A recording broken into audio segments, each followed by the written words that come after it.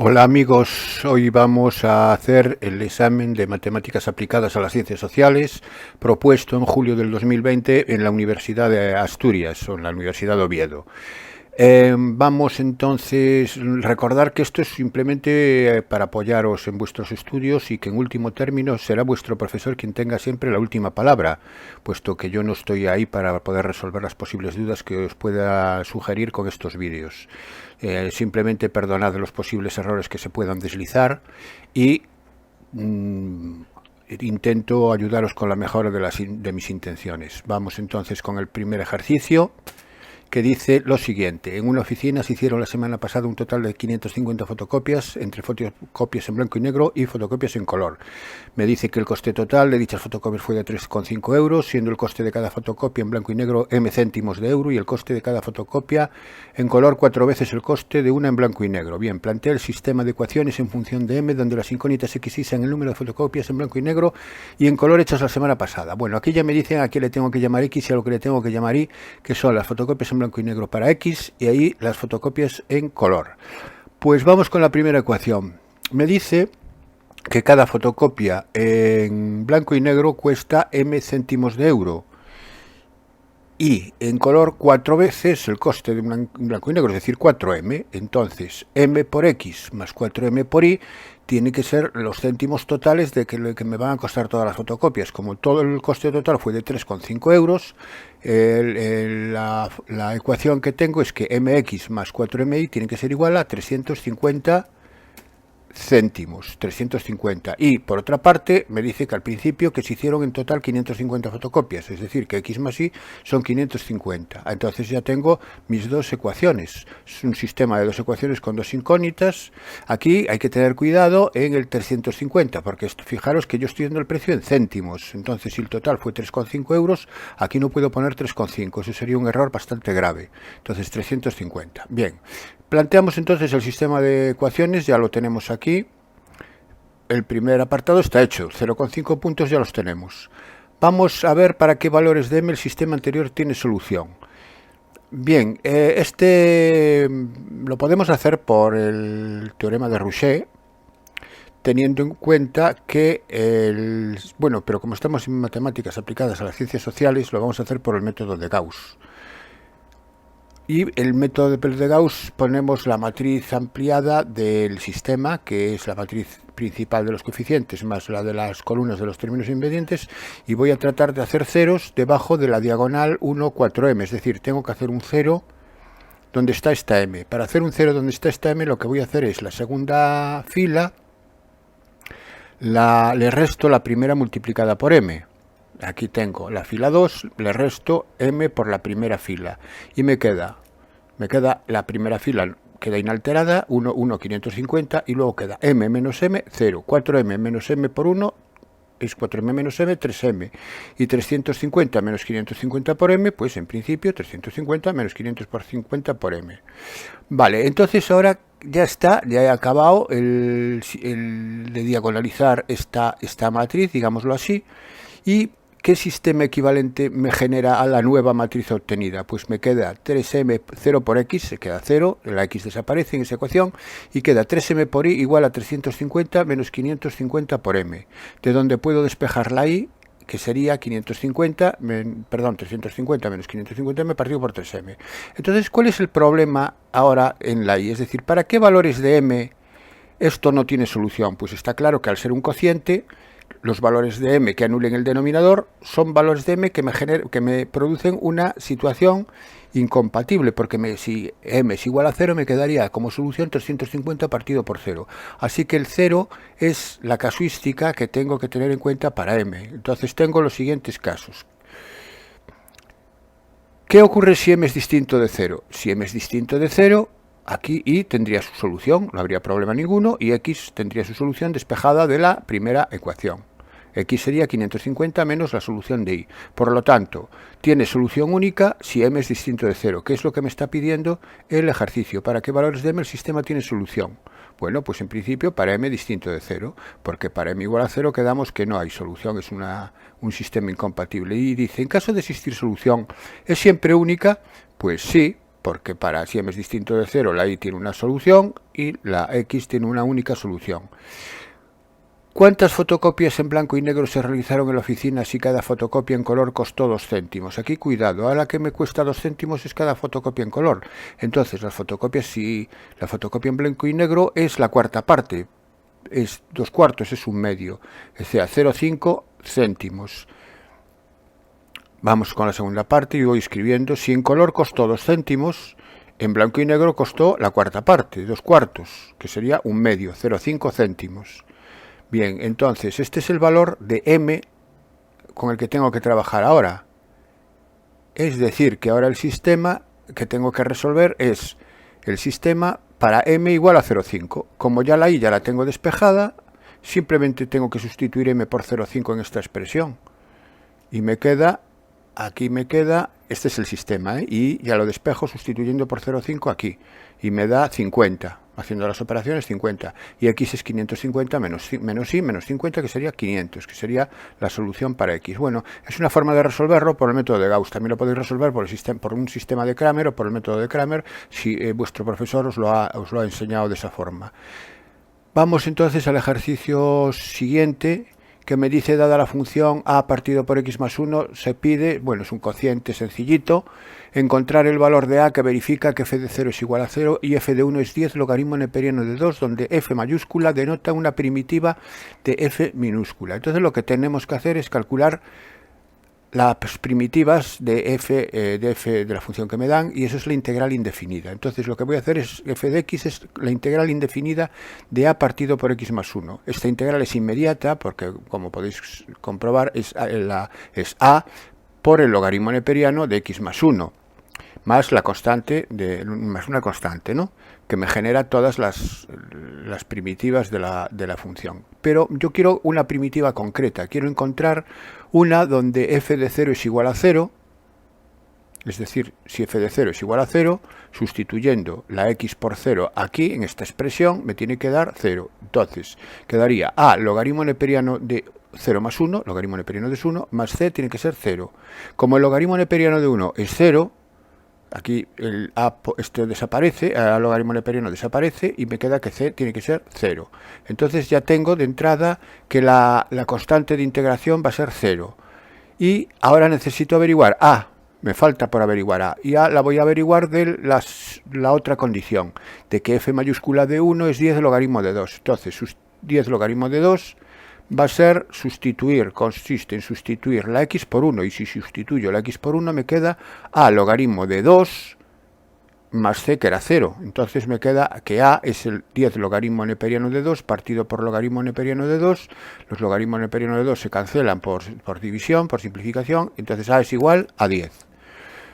Entonces ya tengo el apartado A resuelto. Vamos con el apartado B. Suponiendo que es igual a 10, estudiar y representar gráficamente la función f en todo su dominio y calcular el área limitada por la curva y el eje de las x entre menos 3 y menos 2. Bien, pues vamos a estudiar la función f de x para a igual a 10. Entonces estudio el dominio, son todos los valores de r, salvo aquellos donde se anula el denominador, que es el problema que presenta la función. Cuando hay un cociente, que el denominador se anule. Y el denominador se anula para x igual a menos 1. Entonces el x menos 1 no tiene imagen y por tanto habría que sacarlo del dominio, que es todo r menos el menos 1.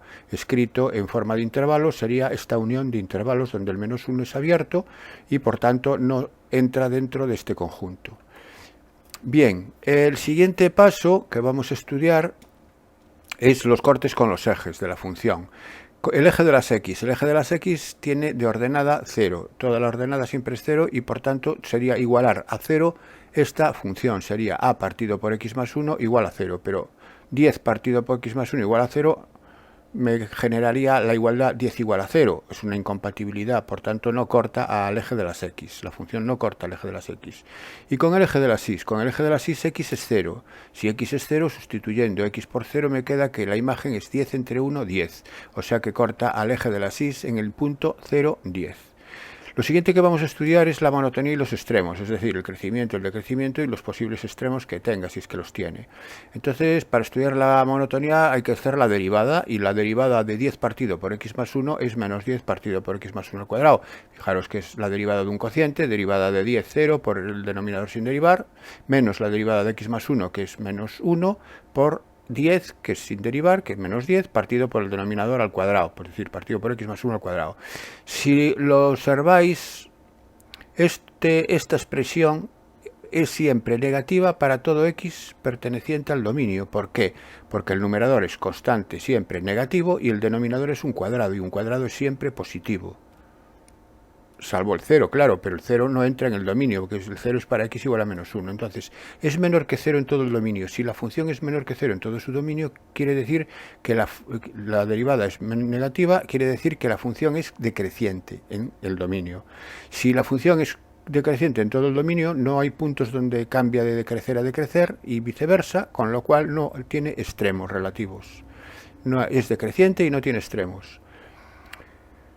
Bien, y las asíntotas. Vamos a ver las asíntotas, que sí son importantes también. El único punto candidato a ser asíntota vertical es x igual a menos 1. Es el punto que no está en el dominio, que es donde se produce la ruptura de la continuidad de la función. Y x igual a menos 1 es una asíntota vertical. Pues para comprobarlo se calcula el límite cuando x tiende a menos 1 de la función, y me da 10 partido por 0, que es infinito. Efectivamente lo es. Entonces es una asíntota vertical. Y asíntota horizontal. La asíntota horizontal es el límite cuando x tiende a infinito de 10 partido por x más 1. Es 10 partido por infinito, que es 0. Entonces tendríamos la asíntota horizontal igual a 0. Fijaros que tanto la vertical como la horizontal la estoy justificando de forma verbal. Vosotros en el examen lo que tendríais que escribir sería el límite los límites que acabo de comentaros, para justificar que esas rectas son precisamente asíntotas. Bien, oblicuas no va a tener, porque si tratamos de calcular la oblicua igual a mx más n, cuando calculemos el valor de m, que es el límite cuando x tiende a infinito de f de x partido x, me va a dar 0, con lo cual sería una asíntota oblicua de pendiente 0, que al final, a la postre, es una asíntota horizontal. Si tiene pendiente 0 es la horizontal, y la horizontal ya la tengo calculada. Entonces, cuando intento calcular las asíntotas oblicuas existiendo una horizontal, me va a dar la oblicua, me va a dar una horizontal. Bien, y por último, bueno, tengo que representarla gráficamente. Ahora ya con estos datos los puedo representar. Aquí la tengo representada, la recta azul es la asíntota vertical, el eje de las x es la asíntota horizontal, y efectivamente hoy vemos como la función es decreciente siempre, y en el menos 1 no tiene imagen. Bien, vamos entonces ahora a calcular el área. El área es de entre menos 3 y menos 2. Fijaros que el menos 1 no lo pilla en ese intervalo, con lo cual es continua, la función es continua en el intervalo menos 3, menos 2. Si ya tengo el dibujo hecho, pues está claro cuál va a ser el área que me están pidiendo. Entonces, a la vista del dibujo, el área va a ser, aquí la tengo, aquí lo veis, entre menos 3 y menos 2. Aquí me da menos 6,93 porque es un área que está por debajo del eje de las x. Yo cuando doy el área la tengo que dar positiva. Pero ¿cómo hago? Yo cuando calculo el área siempre es la función que la limita por encima. En este caso, quien la limita por encima es el eje de las x, y quien la limita por debajo es la función 10 partido por x más 1. Así que tengo que restar 0 menos 10 partido por x más 1, y eso es lo que tengo que integrar entre menos 3 y menos 2. Entonces el área pedida es la integral entre menos 3 y menos 2 de menos 10, porque el menos, repito, por esa razón, porque la que está ahora por debajo es la función 10 partido por x más menos 1, y la función que está por encima es la función y igual a 0, que por eso sería 0 menos, tengo que restarlo ahí. Esta integral es menos 10 el logaritmo de x más 1 entre menos 3 y menos 2, y ahora sustituyendo, aplicando la regla de Barrow, sustituyendo la x por menos 3 y la x por menos 2, teniendo en cuenta que el logaritmo hay que tomarlo en valor absoluto, me va a quedar estas expresiones, y el logaritmo neperiano de 1 es 0, menos queda, al final queda 10 logaritmo neperiano de 2. Si utilizo la calculadora para calcular el logaritmo neperiano de 2 y multiplicarlo por 10, voy a obtener 6,93 u cuadrado, que es lo mismo que me da este dibujo aquí, que sería el área solicitada. Bien, ejercicio número 3. El 20% de los trabajadores de una empresa tiene estudios superiores y el 80% no los tiene. De los que tienen estudios superiores, el 6% fuma.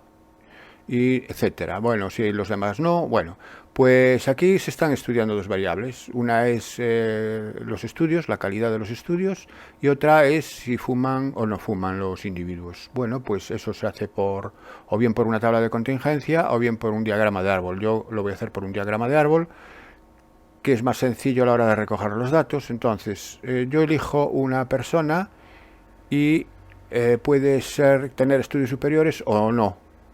Le voy a llamar a tener estudios superiores y fumar. Entonces, y me dice que la probabilidad, bueno, aquí me dan un dato, el total de los trabajadores, el 12% fuma, probabilidad de que fume 0,12. Bueno, pues entonces vamos a dibujar el árbol. Y el árbol es que un trabajador puede tener estudios superiores, es decir, A, suceso A, o no tenerlo, suceso contrario, no A. Y una vez que el trabajador tenga estudios superiores, puede fumar, que le voy a llamar I, o puede que no fume, que sería I contrario. Y lo mismo ocurre con los trabajadores que no tienen estudios superiores. Puede fumar o no pueden fumar. Y ahora voy a situar las probabilidades. Probabilidad de que el trabajador tenga estudios superiores, 0,2, porque me dice que el 20% tiene estudios superiores. Entonces sería 20 entre 100, 0,2. Que no los tenga, pues la diferencia a 1, 0,8, ¿no? Es el 80, aquí me dice el 80% restante.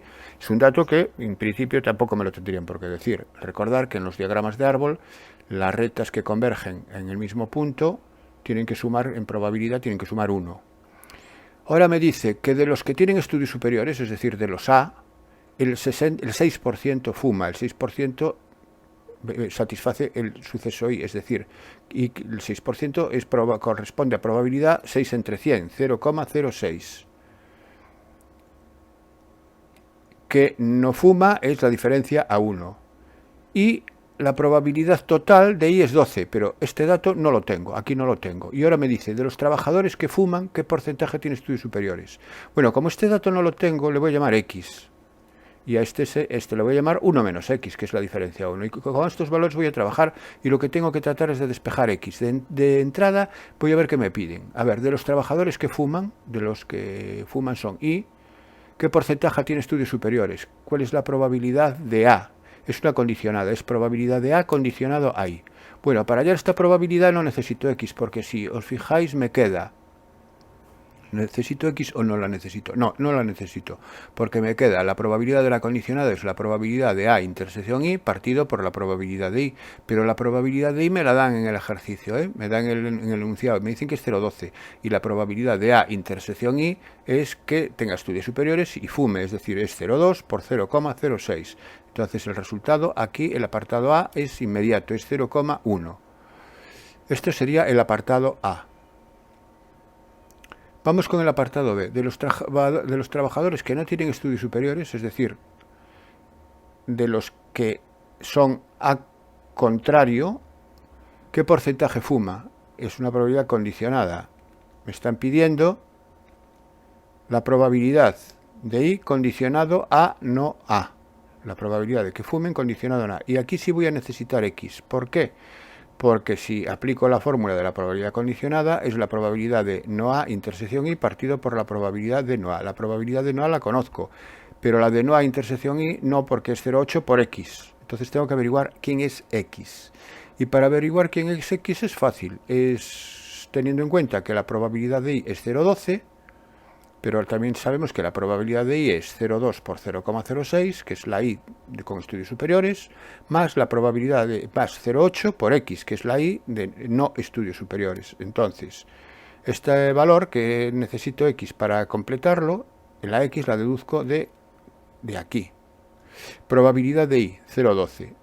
Entonces, 0,12 es 0,2 por 0,06 más 0,8 por X. Si despejáis X de esta igualdad, haciendo operaciones, os queda que X es 0,135, que es el resultado del apartado B.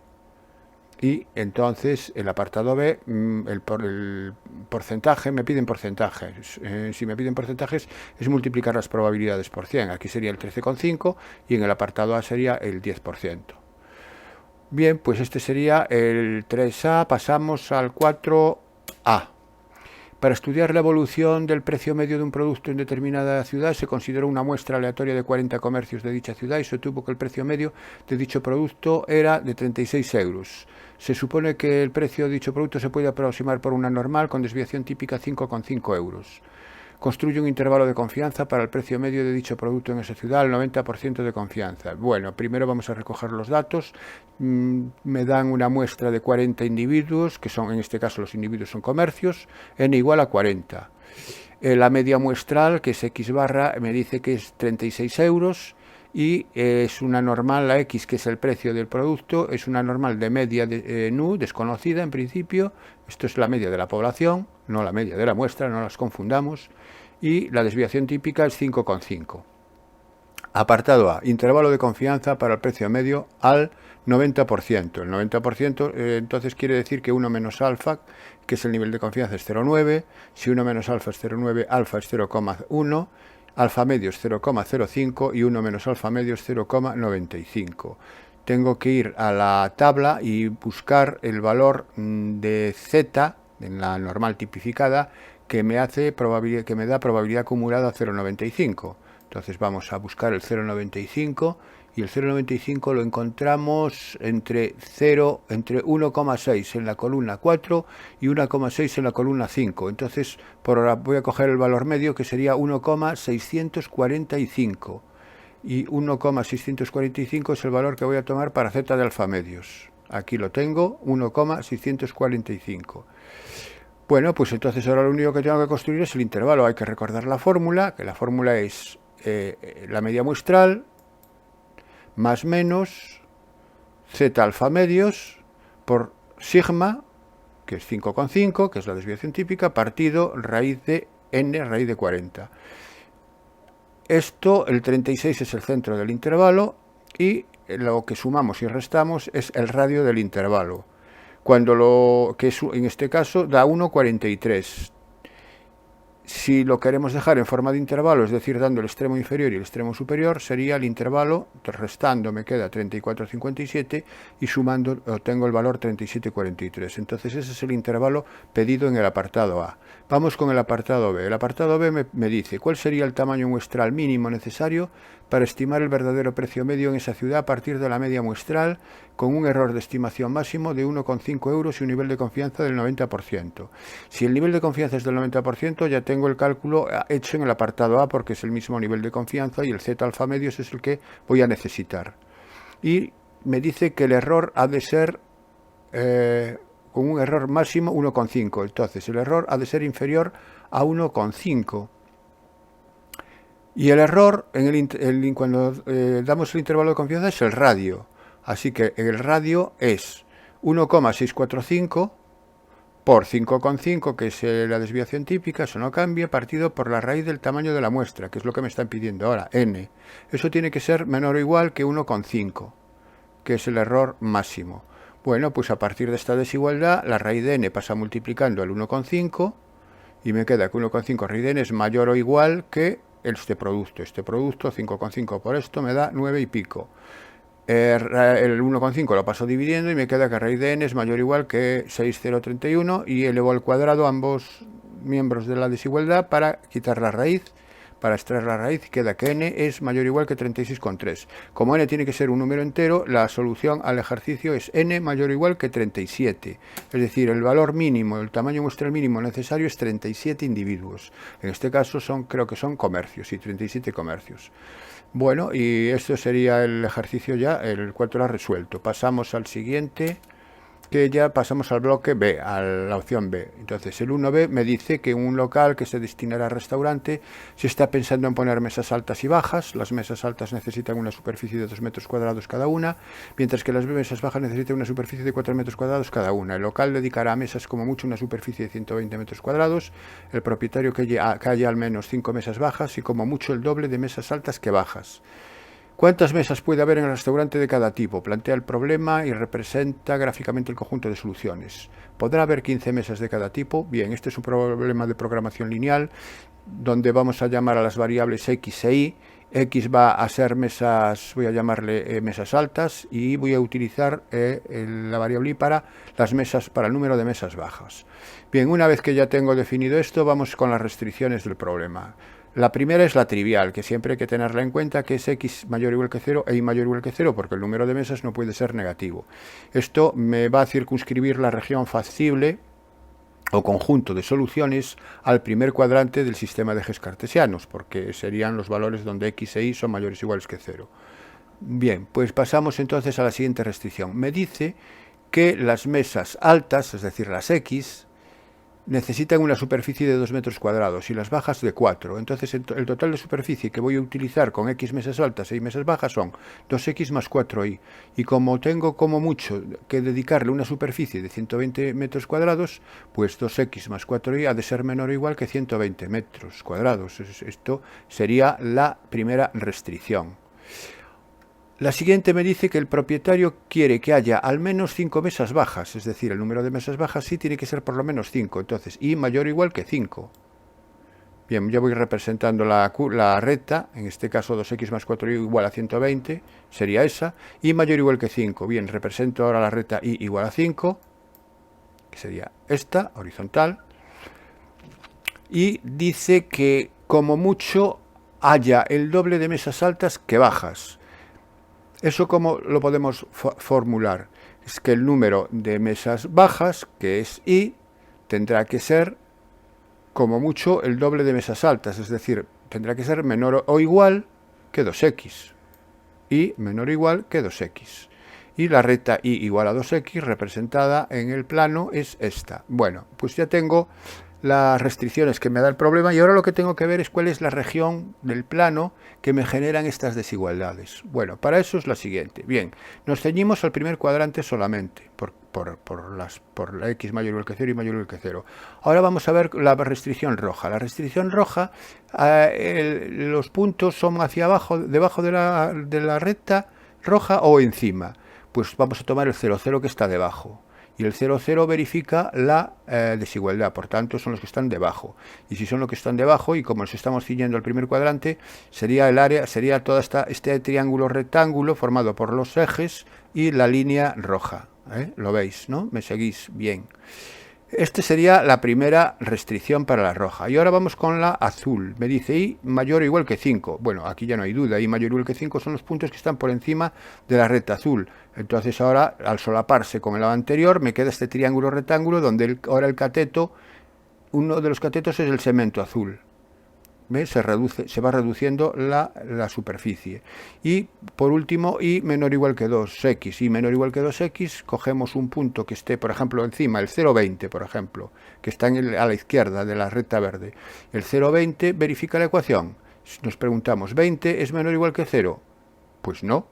Eso quiere decir que la zona de la desigualdad no es la zona de la izquierda, sino que es la zona de la derecha. Entonces, solapándolo con el anterior rectángulo, el triángulo rectángulo que vimos, me queda este triángulo formado por estas tres líneas, la verde, la azul y la roja. Esa sería mi región factible que me está pidiendo el apartado A. Aquí la sombreo, me queda aquí perfectamente delimitada y con los vértices C, D y E. Este sería el conjunto de soluciones. El conjunto posible de soluciones del problema son todos los puntos que están dentro de esta superficie, incluidos evidentemente los vértices también. Me pregunta, ¿puede haber 15 mesas de cada tipo? Pues sí, eso lo podemos ver o gráficamente o analíticamente. Analíticamente, ¿cómo sería? Analíticamente sería si ver que x15 e y15 verifican las cuatro restricciones. Vamos a ver, 15 es mayor o igual que 0, sí. 15 es mayor o igual que 0, sí. 2 por 15, 30. 4 por 15, 60. 60 más 30, 90. 90 menor que 120, sí. Se verifica también.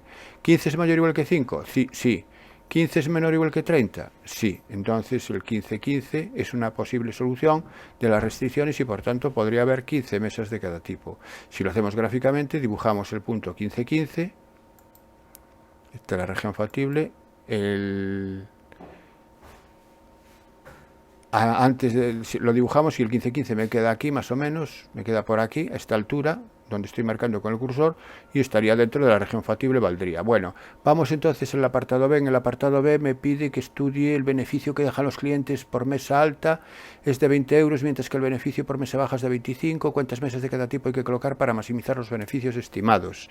¿Y a cuánto ascenderían? Bueno, estos problemas de optimizar dentro de una programación lineal siempre tienen la solución en los vértices, por eso tengo que calcularlos. Entonces, aquí estoy calculando el vértice C, que es la intersección de la recta y igual a 5, por eso lo pongo en color para no perder las rectas que se cruzan, con la recta igual a 2x. Este es un sistema muy sencillito, tiene la y ya despejada y la x es y medio, sería 5 medios. Entonces el punto C sería 2,5, 5. El siguiente es el punto D, que es la recta verde con la recta roja, que sería x más 2y igual a 60, es que la tengo simplificada la ecuación, ¿lo veis? Que puedo dividirla por 2 y la trabajo simplificada, y igual a 2x, lo hago aquí ya por sustitución, 2 por 2x es 4x, 4x más x 5x, 5x igual a 60, x igual a 12, e y igual a 24. Bueno, pues ese es el punto 12, 24, y el punto E, que es la y vale 5, la recta igual a 5, y la recta x más 2 igual a 60, si vale 5, x es 60 menos 10, x es 50, el punto es el 55. Y ahora veo cuál es la función objetivo, la función que tengo que hacer máxima. La función es la función beneficios, y la función beneficios es 20x más 25y. Esa es la función beneficio. Bueno, ahora miro el punto 15,15, ¿no? Lo estoy mirando aquí, y el punto 15,15 pertenece a la región factible, ya lo dijimos antes, y aquí está dibujado, con lo cual es solución. Bueno, pasamos a la función objetivo. La función objetivo es 20x más 25y, y para ver dónde el beneficio es máximo, voy a sustituir en los vértices de la región factible. Si sustituyo en 2,55 la x por 2,5 y la y por 5, me da 175 euros de beneficio.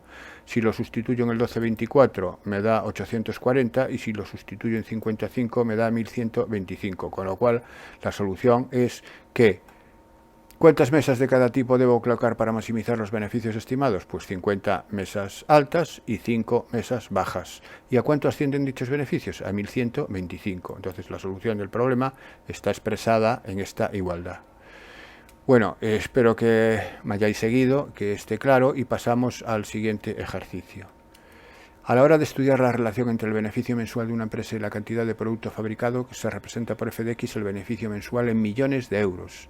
Si se han fabricado x toneladas de producto de ese mes, x en millones de euros, si se han fabricado x toneladas de producto ese mes. Bien. Punto. Si en un mes se fabrican como mucho 100 toneladas de producto, el beneficio mensual se puede considerar que es... Ahí me dan la expresión del beneficio, millones de euros, mientras que si se fabrica más de 100, el beneficio viene dado por otra expresión. Bueno, obtén la expresión de la función f, estúdiala y represéntala gráficamente en el intervalo 0 más infinito. Bueno, pues aquí la función beneficio f de x viene dada por dos expresiones. La primera es la de 1 partido por 900 cuando se fabrican como mucho 100 toneladas de producto, es decir, para x comprendido entre 0 y 100. Entonces esa es la expresión si x está comprendido entre 0 y 100. Y a partir de 100 toneladas, cuando x es mayor que 100, el beneficio viene dado por la expresión 1 menos 120 partido por x. Esta sería la función f de x definida en dos trozos. Esta ya tengo la expresión, ahora lo que tengo que hacer es estudiarla y representarla gráficamente en el intervalo de 0 a más infinito, que es donde está definida. Bueno, esto es un polinomio y esto es un cociente. El cociente se anula para x igual a 0, no tendría definición en esta expresión, pero el valor x igual a 0 la toma en la primera, por lo tanto el 0 no sería ningún problema. Y lo único que habría que ver es si es continua en 100. El dominio es 0 más infinito. Y vamos con los cortes con los ejes. El corte con el eje de las x, que es y igual a 0. Entonces tengo que igualar a 0 las expresiones a ver dónde se cortan. Si igualo a 0 la primera expresión de la función, me queda esta ecuación de segundo grado igualada a 0, que a la hora de resolver me da dos soluciones, x20 y x80. Eso lo hacéis por la ecuación de segundo grado y lo comprobáis que os va a dar 20 y 80. Por tanto, el 20 y el 80 son puntos del dominio de esa expresión, de la expresión que estoy igualando a 0. Sí, por lo tanto, 20, 0 y 80, 0 son puntos de corte con el eje de las x. Hasta ahí eso. Y ahora igualo a 0 para x mayor que 100 la expresión. Pero si igualo a 0 esto, me queda esto igual a 0 y la x es igual a 120. Y 120 pertenece al ámbito del dominio de definición de la expresión. Sí, porque 120 es mayor que 100. Por lo tanto, 120, 0 me va a cortar al eje de las x. Es decir, la rama de parábola que hay aquí me va a cortar 2 veces al eje de las x. Y la rama de gráfica que tengo definida para x mayor que 100 me la va a cortar una vez al eje de las x. Bien, y con el eje de la SIS, con el eje de la SIS es x0, y con el x0 es sustituir x aquí por 0.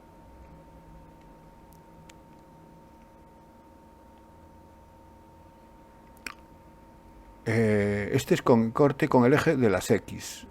Con el eje de la SIS dije, ahora sustituyo x por 0 y me queda menos 1600 partido por 900.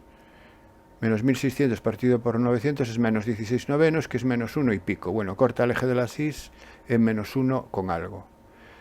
Bien, el siguiente paso que voy a estudiar de esta función para representarla es la continuidad en x igual a 100. Vale, a ver si es continua en 100, que es donde cambia el punto. Y en x igual a 100, la imagen del 100 es sustituir x por 100 aquí, que sería menos, al sustituir x por 100 me da menos 16 novenos. Y ahora calculo los límites. El límite por la izquierda es estudiar x en esta expresión, que da menos 16 novenos, y el límite por la derecha es estudiarla en esta expresión, que me da menos un quinto. Como me dan límites laterales diferentes, la función no es continua, presenta una discontinuidad de salto, hay un salto, discontinuidad de salto finito en 100. Bien, ¿qué más voy a hacer ahora? F no es continua en x igual a 100. Lo siguiente que voy a hacer son las asíntotas. Y las asíntotas verticales, pues las únicas verticales no va a tener, porque para que tenga asíntotas verticales tienen que ser los puntos donde la función no es continua. Y el único punto que podría tener asíntota vertical sería los extremos, sería el 0 o el 100, son los puntos así más singulares. En el 0 no la tiene porque la imagen del 0 me da finita, y en el 100 tampoco porque hay una discontinuidad de salto finito, y para que haya una asíntota vertical tiene que haber una discontinuidad de salto infinito. Sin embargo, tiene asíntotas horizontales porque el límite cuando x tiende a infinito de la función, estamos el límite cuando x tiende a infinito de esta expresión, porque x es mayor que 100 cuando x tiende a infinito, y el límite cuando x tiende a infinito es 1 menos 120 partido por infinito, que es 1 menos 0, que es 1. Entonces, y igual a 1 es una asíntota horizontal.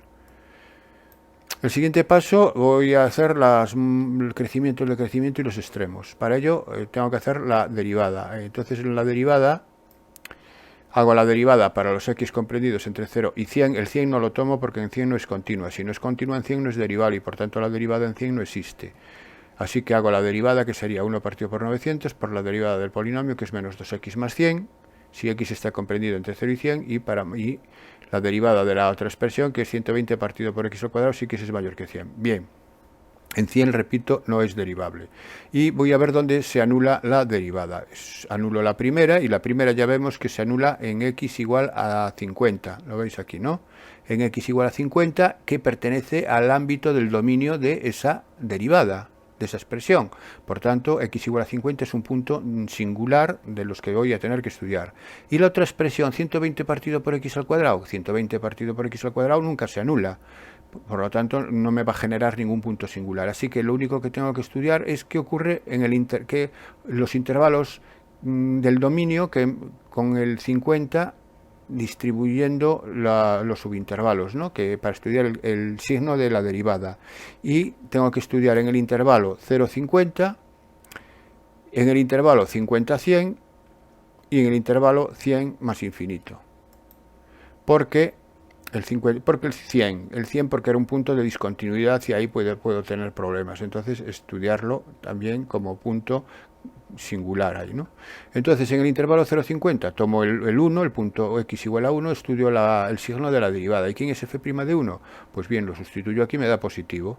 Si sustituyo la x por 1 aquí me da positivo, y si es positiva la derivada, la función es creciente. En 50 y 100, pues tomo el 60, entre 50 y el 60 también lo tomo aquí, y es menos 120 más 100 me da negativo, la función es decreciente. Y de 100 en adelante tomo el 110 y esto siempre me da positivo, la función es creciente, a partir de 100 siempre es creciente.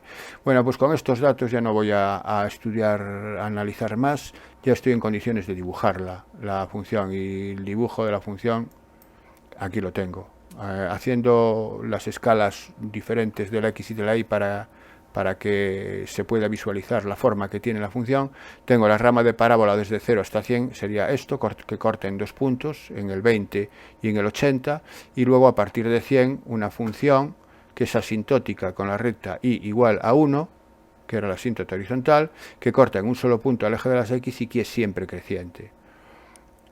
Bueno, pues eso sería la gráfica de la función después de todo el estudio realizado aquí. Y el apartado B dice qué cantidad debe fabricar para maximizar el beneficio. Es decir, para maximizar el beneficio, aquí ya vemos donde el beneficio es máximo. El beneficio es máximo en x igual a 50, ya vemos que hay un máximo relativo. Eso lo comprobamos o no lo comprobamos. Pues gráficamente se puede ver. Aquí la derivada es 0 cuando x es igual a 50 y es un máximo. Porque si hacemos la segunda derivada en este tramo, en el tramo de la parábola, entre x y 50 me queda menos 2 partido por 900, es negativo. Si la segunda derivada es negativa, en 50 hay un máximo, por el criterio de la segunda derivada. Vamos a verlo aquí. Tengo la derivada, la igual a 0, me da x igual a 50, que es lo que estaba diciendo, y es un máximo relativo en x igual a 50.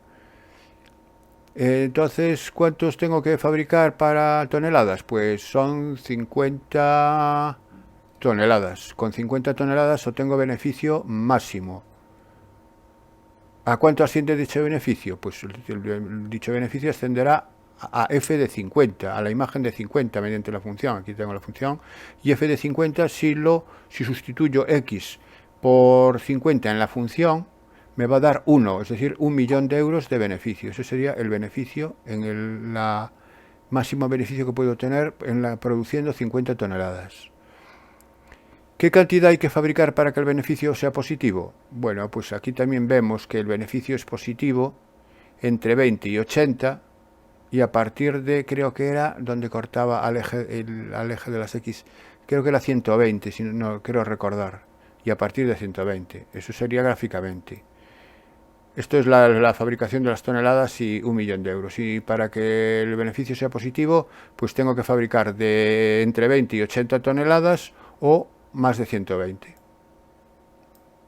El siguiente ejercicio, el 3b, una fábrica de tornillos utiliza en su fabricación el 60% de las veces la máquina A y el 40% la B, y la máquina A produce tornillos defectuosos y la B un 2,5% de defectuosos. Bien, dos variables de estudio, la máquina que hace los tornillos, que es la A o la B, y si son defectuosos o no son defectuosos. Eso se plantea con un diagrama de árbol, que sería el siguiente. Vamos a coger un tornillo y puede estar fabricado por la máquina A o la máquina B.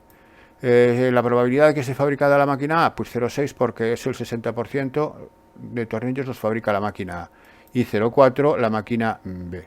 Si el tornillo está fabricado por la A, pues son defectuosos, le voy a llamar Q, a ser defectuosos, el 5%, entonces 0,05, y son buenos, están en buen estado, 0,95.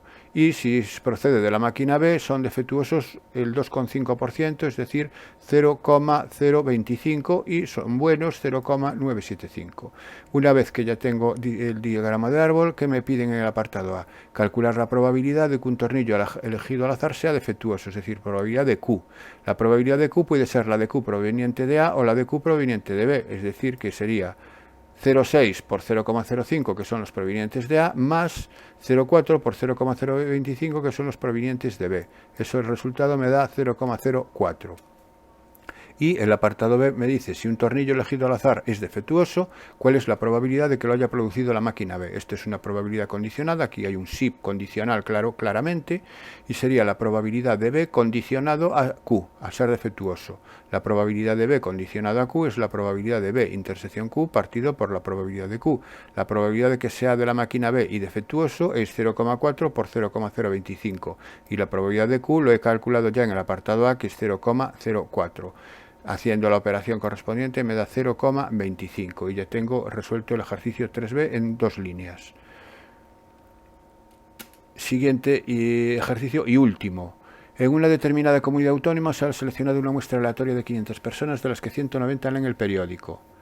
Bien, hallar con un nivel de confianza del 95% un intervalo para la proporción de personas que leen el periódico habitualmente en esa comunidad autónoma.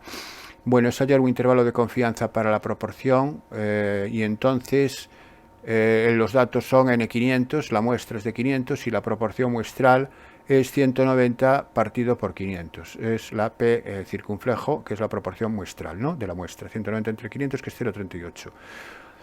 Para hallar el intervalo de confianza necesito calcular el valor de z alfa medios, el valor característico, para un nivel de confianza del 95%, es decir, que 1 menos alfa es 0,95, alfa es 0,05, alfa medio es 0,025 y 1 menos alfa medio es 0,975. Estos son operaciones muy rápidas, inmediatas, y ahora lo que tengo que ir es a la tabla a ver qué valor de z tiene probabilidad acumulada de 0,975. Así que me voy a la tabla de la distribución normal y 0,975 lo voy a encontrar. A ver dónde está. ¿Dónde estás? Aquí lo tengo. Proviene del 1,9 en la columna del 6. Es 1,96. Ese es el valor que tengo que coger para z alfa medios. Es 1. A ver, que me vaya a la función. Ver que esto me he salido del problema. 1,975 dijimos. Aquí lo está. Z alfa medios es 1,96. 1,9 en la columna del 6. Porque dije 1,9. El 975 era el valor de probabilidad. Sí, daba 1,96. Lo comprobadlo en la tabla. Bien, pues entonces ahora vamos a escribir el intervalo. El intervalo será la media muestral más menos la raíz cuadrada de 0,38 por la diferencia 1, que es 0,62. El 1,96, que es el z alfa medio, Siger, por la raíz cuadrada de 0,38 por 0,62 partido por n, 500. Esta es la fórmula que tenéis que saber del intervalo de confianza de la proporción muestral. Haciendo aquí las operaciones, el centro es 0,38, el radio es 0,042 y sumando y restando obtengo el intervalo completo con su extremo inferior y su extremo superior. Ese sería el intervalo pedido. Y luego me dice en el intervalo anterior cuánto vale el error de estimación. Bueno, el error de estimación es el radio siempre. El error de estimación máximo es 0,042. Si lo queréis dar en tantos por cien sería un 4,2%. Vaya, otra vez me fue para atrás. A ver, dejarme pasar. Aquí lo tengo. El error de estimación máximo es 0,042. Y ahora me dice, ¿qué le ocurriría al error de estimación si manteniendo el mismo nivel de confianza y la misma proporción hubiese disminuido el tamaño muestral? Si disminuye el tamaño muestral, que sería esto, como el error viene dado por esta expresión, si disminuye el denominador, el cociente también disminuye. Por tanto, también va a disminuir el radio. Si disminuye el radio, disminuye, o sea, si disminuye el denominador, si disminuye el denominador, aumenta el radio, pero el radio es la estimación, el error de estimación, por tanto, el error de estimación aumenta. Esa sería la respuesta correcta. Bueno, y aquí lo dejamos, que esto es todo el examen completo. Espero que os haya servido de ayuda y, repito, perdonar los deslices que haya cometido y os espero en el próximo vídeo.